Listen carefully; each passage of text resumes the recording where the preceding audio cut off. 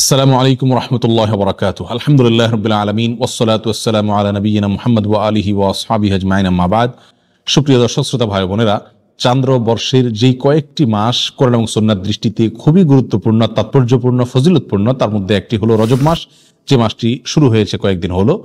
আবার একই সঙ্গে আমাদের মুসলমানদের সমাজে ইসলামের নামে বানোয়াট, ভিত্তিহীন এবং ভুয়া যেসব আমল প্রচলিত আছে এবং কুসংস্কার, বেদাত প্রচলিত আছে যে মাসগুলোতে সবচেয়ে বেশি, তার ভেতরে একটিও হলো এই রজব মাস। যার কারণে একজন মুসলমানকে এই রজব মাসের তাৎপর্য, গুরুত্ব এবং করণীয়, পাশাপাশি এ মাস উপলক্ষে কুসংস্কার এবং বর্জনীয় বিষয়গুলো জানা অত্যন্ত গুরুত্বপূর্ণ। রজব মাসের ফজিলত এবং তাৎপর্যের একটি মাত্র পয়েন্ট এবং বিষয় আছে, তা হলো এই মাসটি সম্মানিত 4 মাসের একটি। আল্লাহ সুবহানাহু ওয়া তাআলা বছরের 12টি মাসের ভিতরে 4টি মাসকে সম্মানিত মাস হিসেবে ঘোষণা দিয়েছেন এবং সেই 4টি মাসের ভিতরে একটি হলো এই রজব মাস, আর বাকি 3টি হলো জিলকদ, জিলহজ এবং মুহাররম, 11, 12 এবং 1 নম্বর মাস। আর এই চতুর্থ সম্মানিত মাস হলো রজব মাস। বিধায় সম্মানিত মাস উপলক্ষে এই মাসের মর্যাদা রয়েছে। সম্মানিত মাস উপলক্ষে যুদ্ধ বিগ্রহ করা যায় না, এই মাসেও তাই করা যাবে না। সম্মানিত মাস উপলক্ষে আল্লাহ বলেছেন ফালা তাজলিমু ফিহিন্না আনফুসাকুম, নিজের প্রতি অবিচার করা যাবে না। বিধায় গুনাহ খাতা ইত্যাদি করা যাবে না, পাপাচার ইত্যাদি অন্য মাসের চাইতে এই মাসে না করার ব্যাপারে বেশি সচেতন এবং সাবধান থাকতে হবে।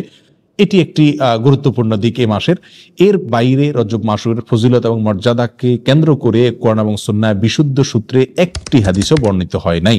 বিধায় একটি মাত্র মর্যাদার দিক হলো এই মাসের সম্মানিত মাসের একটি মাস। এই মাসকে কেন্দ্র করে যে সমস্ত ভুল ধারণা বা কুসংস্কার আমাদের সমাজে প্রচলিত আছে এবং সমাজে ছেয়ে আছে, তার ভিতরে প্রধান এবং সবচেয়ে বড় কুসংস্কারের বিষয় হলো অনেকেই মনে করেন রজব মাসটি হলো মেরাজের মাস এবং এই মাসের 27 তারিখে রাসূল আকরাম সাল্লাল্লাহু আলাইহি ওয়াসাল্লামের মেরাজ হয়েছে, এই ধারণা অনেক মুসলমানরা রাখেন এবং অনেকের ভিতরে এটা বদ্ধমূল আছে। শুধু তাই নয়, আমাদের সমাজে রজব মাসে চাঁদ উঠলে পত্রপত্রিকাতে, মিডিয়াতে দেখবেন যে সেখানে সংবাদের শিরোনাম করা হয় এভাবে যে পবিত্র রজব মাসের চাঁদ দেখা গিয়েছে, অতএব অমুক তারিখে শবে মেরাজ, অর্থাৎ সেই হিসাবে 27 তারিখ হয় অমুক তারিখ আর সেদিন শবে মেরাজ, অর্থাৎ রজব মাস মানেই হলো মেরাজের মাস। এ মাসের মূল প্রতিপাদ্য বিষয় হলো মেরাজ, যার কারণে এই মাসের অনেক ফজিলত এবং অনেক গুরুত্ব এবং মর্যাদা আছে বলে অনেকে মনে করে থাকেন, অথচ এর সাথে কোরআন এবং সুন্নাহর ন্যূনতম কোনো সম্পর্ক নাই। হাদিস শাস্ত্রের ইতিহাসে সবচেয়ে বড় মাপের হাদিস বিশারদদের একজন হলেন হাফেজ ইবনে হাজার আল আসকালানী রাহিমাহুল্লাহ। হাফেজ ইবনে হাজার আসকালানী রাহিমাহুল্লাহ নাম জানেন না অথবা তার ইলম থেকে উপকৃত হননি এমন একজন আলেমও সারা পৃথিবীতে খুঁজে পাওয়া কঠিন হবে।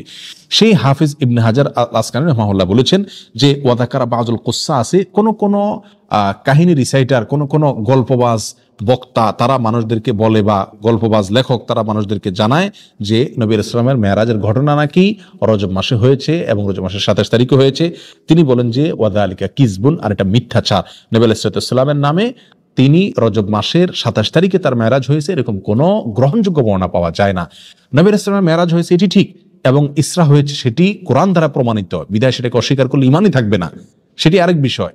কিন্তু রজব মাসে হয়েছে এবং রজব মাসের 27 তারিখে হয়েছে, এর কোনো ভিত্তি, গ্রহণযোগ্য কোনো ভিত্তি কোরআন অথবা সহিহ সুন্নাহর কোথাও পাওয়া যায় না। নবী আলাইহিস সালামের মেরাজটা ঠিক কোন মাসে হয়েছে, কোন দিনে হয়েছে, কোন সময় হয়েছে, এ প্রসঙ্গে ইমাম ইবনে তাইমিয়া রাহিমাহুল্লাহ বলেছেন যে বিশুদ্ধ কোনো বর্ণনা দ্বারা কোনো মাসের কথা নিশ্চিতভাবে জানা যায় না, কোনো দিনের কথা জানা যায় না, কোনো সময়ের কথা, তারিখের কথা জানা যায় না যে অমুক তারিখে, অমুক দিনে, অমুক মাসে নবী সাল্লাল্লাহু আলাইহি ওয়াসাল্লামের মেরাজ হয়েছে এটি নিশ্চিত, কিন্তু তার তারিখটা সংরক্ষিত নয় এবং এ বিষয়ে যতগুলো বর্ণনা পাওয়া যায় তার কোনোটি গ্রহণযোগ্য নয়।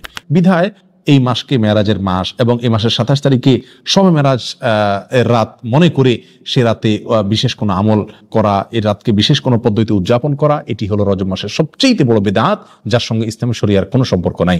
সম্মানিত ভাই বন্ধুগণ, আমরা সেই আমলটাই করব সওয়াবের উদ্দেশ্যে যে আমলটি কোরআনে অথবা নবী আলাইহিস সালামের হাদিসে বর্ণিত হয়েছে। এর বাইরে কোনো কিছু যদি আমরা করি সেটার নাম বিদআত হবে। বিধায় রজব মাসকে কেন্দ্র করে এই মেরাজ উদযাপন করা, শবে মেরাজ উদযাপন করা, এগুলো সবগুলো বিদআত হবে, এগুলো সবগুলো পরিত্যাজ্য হবে। আল্লাহ তাআলা আমাদেরকে বুঝার তৌফিক দান করুন। সম্মানিত ভাইয়েরা, যদি আমরা ধরেও নেই যে রজব মাসেই এবং রজব মাসের 27 তারিখে নবী আলাইহিস সালামের মেরাজ হয়েছে, তারপরও একটা কথা থেকে যায়, আর তা হলো নবী আলাইহিস সালামের মেরাজ হয়েছে মক্কায় এবং মক্কার শুরুর দিকে। তিনি এই মেরাজের ঘটনার পরে মক্কায় দীর্ঘদিন ছিলেন, মদিনায় দীর্ঘদিন ছিলেন, তার মৃত্যুর পরে তার সাহাবা ইকরাম দীর্ঘদিন ছিলেন। এই দীর্ঘ ইতিহাসের কখনো সাহাবা ইকরামের কেউ অথবা নবী আলাইহিস সালাম স্বয়ং নিজে কখনো এই মেরাজ উপলক্ষে কোনো প্রকার আমল, রাত্রি যাপন, দিনে রোজা বা কোনোভাবে এটাকে উদযাপন করা, আলোচনা পর্যালোচনা করা বা এই ধরনের কোনো কর্মসূচি তিনি দিয়েছেন বা পালন করেছেন, এরকম কোনো কথা কোনো হাদিস থেকে পাওয়া যায় না বিশুদ্ধভাবে। অতএব এই আমলটি আমরা যারা করে থাকি রজব মাসকে কেন্দ্র করে শবে মেরাজের উদযাপনের আমল, এটি সম্পূর্ণভাবে বিদআত এবং পরিত্যাজ্য। আল্লাহ সুবহানাহু ওয়া তাআলা আমাদেরকে বুঝার তৌফিক দান করুন। এর সাথে ইসলামের শরিয়ার কোনো প্রকার সম্পর্ক নাই। রজব মাসকে কেন্দ্র করে দ্বিতীয় যে আমলটি প্রচলিত আছে আমাদের সমাজে, সেটা হলো সালাতুর রাগায়েব। এই আমলটিরও কোনো গ্রহণযোগ্য ভিত্তি কোরআন সহিহ সুন্নাহয় পাওয়া যায় না। এই আমলটি বিদআত এবং কুসংস্কারের অন্তর্ভুক্ত। অনেকেই বর্ণনা করে থাকে একটা হাদিসটি বর্ণনা করেছেন আনাস রাদিয়াল্লাহু তাআলা আনহু, যে রাসূল আকরাম সাল্লাল্লাহু আলাইহি ওয়াসাল্লাম নাকি বলেছেন যে কোনো ব্যক্তি যদি রজব মাসের প্রথম বৃহস্পতিবার দিবাগত রাতে 12 রাকাত নামাজ পড়ে, নফল নামাজ, এবং সেটা মাগরিব এশার মাঝখানে 2 রাকাত করে পড়ে, প্রথম রাকাতে সূরা ফাতিহা, এরপরে 3 বার সূরা ইন্না আনজালনা ফি লাইলাতুল কদর, এরপরে 10 বার সূরা কুল হুয়াল্লাহ, সিজদাতে বিশেষ সংখ্যক তাসবিহ এবং এরপরে বিশেষ সংখ্যক দুরূদ রাসূলের প্রতি, এগুলো যদি কেউ করে তার জীবনের সব গুনাহ মাফ করে দেওয়া হবে ইত্যাদি ইত্যাদি। এটাকে সালাতুর রাগায়েব বলা হয়। প্রিয় বন্ধুগণ, এই সালাতুর রাগায়েব সম্পর্কিত এই যে হাদিসটি পেশ করা হয়ে থাকে, এটি নবী আলাইহিস সালামের কোনো হাদিসের কিতাব থেকে খুঁজে পাওয়া যায় না। এ সম্পর্কে মুহাদ্দিসিনে কেরাম একেবারে সুস্পষ্ট মন্তব্য করেছেন যে এটি জাল এবং ভিত্তিহীন। একটি টাকার নোট যখন ব্যাংক থেকে ওটাকে জাল হিসেবে চিহ্নিত করে দেওয়া হয়, এটা যেরকম অচল হয়ে যায়, এই হাদিসটিকে মুহাদ্দিসিনে কেরাম ঐক্যবদ্ধভাবে যেহেতু জাল বলে চিহ্নিত করেছেন, বিধায় এটাও অচল এবং গ্রহণযোগ্য নয়। রজব মাস উপলক্ষে তৃতীয় যে আমলটি প্রচলিত আছে তা হলো একটি দোয়া বেশি বেশি করে পড়া, আর সেটি হলো আল্লাহুম্মা বারিক লানা ফি রজব ওয়া শাবান, অর্থাৎ হে আল্লাহ, আপনি আমাদেরকে রজব এবং শাবান মাসে বরকত দান করুন, ওয়া বাল্লিগনা রমাদান, আর আমাদেরকে রমজান পর্যন্ত আপনি পৌঁছায় দিন, অর্থাৎ রমজান যেন আমরা লাভ করতে পারি। এই দোয়াটি বর্ণিত হয়েছে মুসনাদে আহমদে। আর যেই বর্ণনায় এই দোয়াটি বর্ণিত হয়েছে সেই বর্ণনার ভিতরে একজন বর্ণনাকারী আছেন যার নাম হলো যায়েদা ইবনে আবি রিকাদ। এই বর্ণনাকারী সম্পর্কে ইমাম বুখারী রাহিমাহুল্লাহ বলেছেন যে মুনকারুল হাদিস, তার হাদিস গ্রহণযোগ্য নয়। আর ইমাম নাসাই রাহিমাহুল্লাহ বলেছেন যে তাকে আমি চিনি না। অন্য এক কিতাবে তিনি বলেছেন সে মুনকারুল হাদিস, এবং ইবনে হিব্বান রাহিমাহুল্লাহ তার সম্পর্কে মন্তব্য করেছেন যে এই লোকের বর্ণিত কোনো হাদিস গ্রহণযোগ্য নয়। অতএব সমস্ত মন্তব্যের ভিত্তিতে এই হাদিসকেও বলা যায় এটি বিশুদ্ধ নয়। তবে যেহেতু এই দোয়ার অর্থের ভিতরে কোনো মন্দ দিক নেই, খারাপ দিক নেই, অতএব কেউ এটাকে সাধারণভাবে যদি পড়ে তাতে তেমন কোনো দোষণীয় বিষয় এটাকে বলা যাবে না। কিন্তু এটাকে নবী আলাইহিস সালামের দিকে সম্বন্ধ করা এটা বিশুদ্ধ নয়। চতুর্থত যে আমলটি রজবকে কেন্দ্র করে প্রচলিত, সেটা হলো এই মাস উপলক্ষে বিশেষ কোনো পশু জবাই করাকে অনেকে সওয়াব মনে করেন। এটি মূলত আইয়ামে জাহিলিয়াতে, ইসলাম পূর্ব যুগে প্রচলিত ছিল, যেটাকে আতিরা বলা হয়। তারা রজব মাসে বিশেষ পশু জবাই করতো, যেমন আমরা কোরবানির মাসে জিলহজ মাসে কোরবানি করে থাকি, এবং এটাকে খুব সওয়াবের কাজ মনে করতো, খুব ভালো কাজ মনে করতো। ইসলাম তাদের সেই প্রথাকে সম্পূর্ণভাবে রহিত করেছে, বিলুপ্ত করেছে। এই সম্পর্কে বহু বিশুদ্ধ হাদিস বর্ণিত আছে। বিধায় রজব মাস উপলক্ষে বিশেষ কোনো পশু জবাই করা এটাকে সওয়াবের কাজ মনে করা যাবে না। অন্য মাসে জবাই করেন সেসব এই মাসেও করেন, সেটা ভিন্ন বিষয়, কিন্তু সওয়াবের অংশ হিসাবে এই মাসে কোনো পশু জবাই করা যাবে না। রজব মাস উপলক্ষে 5 নম্বর যে আমলটি প্রচলিত আছে অথচ তার কোনো গ্রহণযোগ্য ভিত্তি ইসলামী শরীয়তে নাই, তা হলো এ মাসে বেশি বেশি নফল রোজা রাখা এবং ইতিকাফ করা। অনেকে এটাকে খুব সওয়াবের কাজ মনে করেন যে রজব মাসে বেশি বেশি করে নফল রোজা রাখতে হবে। আর মজার বিষয় হলো বহু হাদিস বর্ণিত আছে এই রজব মাসে নফল রোজা রাখার বিষয়, তার একটিও বিশুদ্ধতার মানদণ্ডে উত্তীর্ণ নয়। একটি মাত্র হাদিস পাওয়া যায় সুনানে আবু দাউদের ভিতরে। এক লোক নবী আলাইহিস সালামের কাছে আসছেন, তার সঙ্গে 1 বছর পরে দেখা করছেন।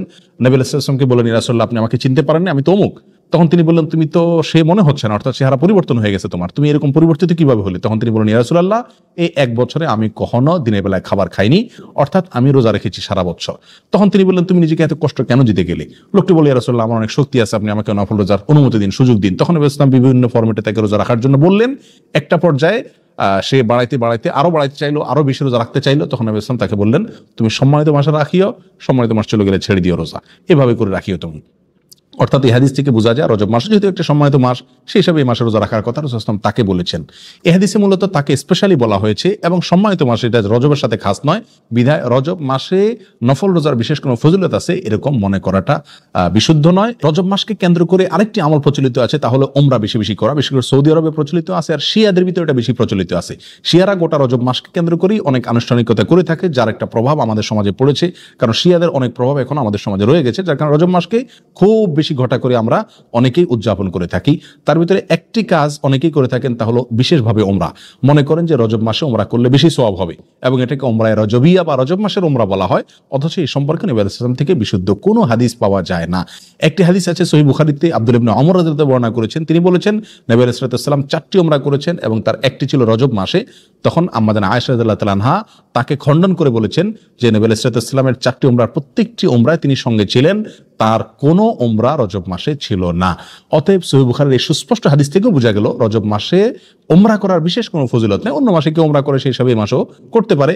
যেমনিভাবে রজব মাসে রোজারও বিশেষ কোনো ফজিলত নেই, কিন্তু অন্য মাসে কেউ 13, 14, 15 চাঁদের এই তারিখগুলোতে অথবা সম্বিশুদ্ধ রোজা রাখে, সেই হিসাবে কেউ রোজা যদি রাখে এটা ভিন্ন কথা, কিন্তু রজব হিসাবে যদি কেউ রাখে তাহলে সেটা বিদআত হবে।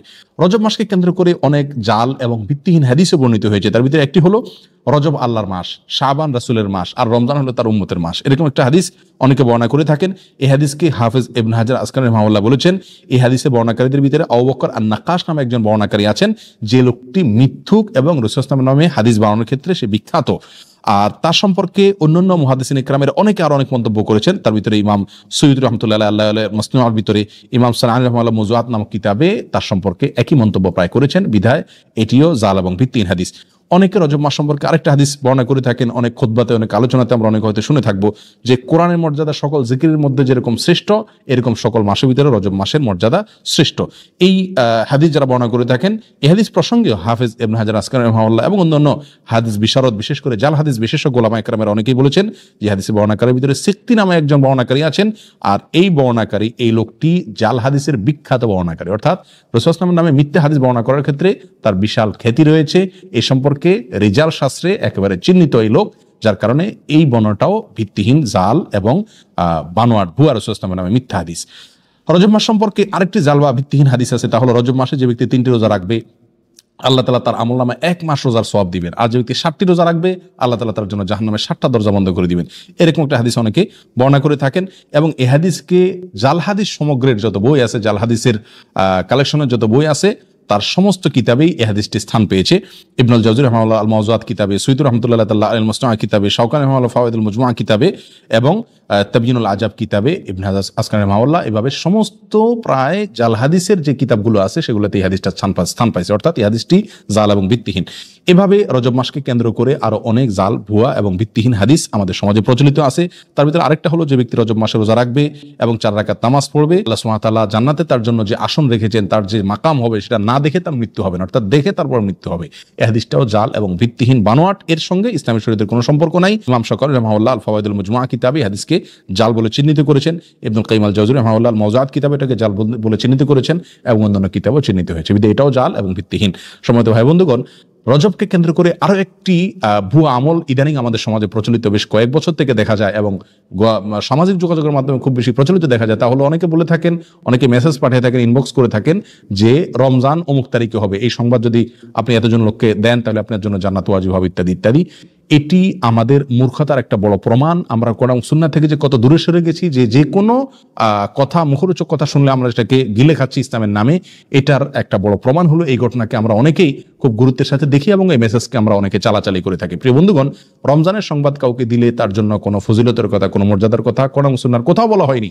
যারা এই মেসেজকে প্রচার করেন তারা আল্লাহ এবং তার রাসূলের নামে মিথ্যাচার করছেন, আর যারা মিথ্যাচার করছেন নবী সাল্লাল্লাহু আলাইহি ওয়াসাল্লাম বলছেন তাদের ঠিকানা জাহান্নাম। বিধায় এই ধরনের মেসেজকে আমরা ফরওয়ার্ড করব না, এবং এগুলোকে ইগনোর করব, এর সাথে ইসলামের শরীয়তের কোনো সম্পর্ক নাই। সর্বসাকুল্যে আমরা খোলাসায় সামারিতে বলতে পারি, রজব মাসের বিশেষ কোনো ফজিলত এবং মর্যাদা নেই সম্মানিত 4 মাসের একটি, এই কথা ছাড়া।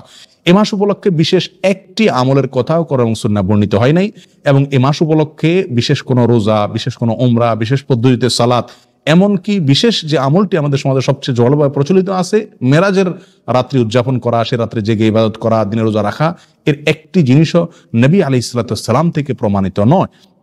আর নবী আলাইহিস সালাম থেকে যেটি প্রমাণিত নয়, সেটা দেখতে যতই ভালো দেখা যাক না কেন, তার কোনো সওয়াব আমরা পাবো না, এটা বিদআত হিসাবে গণ্য হবে, আর বিদআতের ঠিকানা জাহান্নাম। আমরা অনেকেই বলে থাকি যে মানুষ এমনি মসজিদে আসে না, নামাজে আসে না, এক উসিলা যদি শবে মেরাজ উপলক্ষে মসজিদে আসে, আপনারা বাধা দিয়ে মসজিদ থেকে বের করে লাভ কি? তারা তো গান গাচ্ছে না, হারাম কাজ করছে না। যে সমস্ত ভাইরা এটা বলেন, 2 কারণে তাদের সঙ্গে আমরা একমত হতে পারবো না। নাম্বার 1, বিদআত কাকে বলা হয়? ভালো কাজ, দেখতে ভালোই মনে হচ্ছে, কিন্তু কোরআন এবং সুন্নাহ এটা করতে বলা হয়নি, এটার নাম বিদআত, আর এই বিদআতের ঠিকানা জাহান্নাম। বিধায় এই কাজটি সেই সংজ্ঞার মানদণ্ডে বিদআতের ভিতরে অন্তর্ভুক্ত হবে। বিধায় এটা করলে সওয়াব হবে না, বরং গুনাহ হবে, যদিও দেখতে ভালো দেখা যাচ্ছে।